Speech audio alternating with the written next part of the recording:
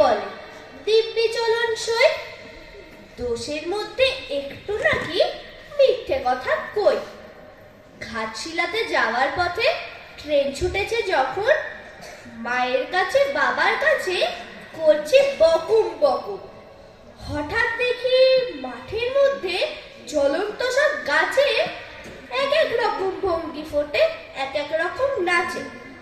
ও মা দেখো নৃত্যনাট্য। যেই বলেছি আমি, মা বকে দেয়, বড্ড তোমার বেড়েছে ফাজলামি। চিড়িয়াখানায় নাম জানো তো আমার সেজ মেশর। আদর করে দেখিয়ে দিলে পশুরাজের কেশর।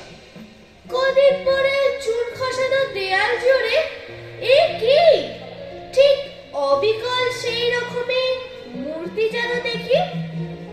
ক্লাসের মধ্যে যেই বলেছি সুরঞ্জনার কাছে, জানিস আমার ঘরের মধ্যে সিংহ বাঁধা আছে।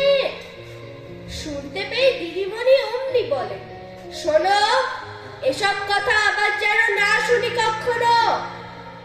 বলি না তাই সেসব কথা, সামলে থাকি খুব, কিন্তু সেদিন হয়েছে কি এমনি বেয়াকুব।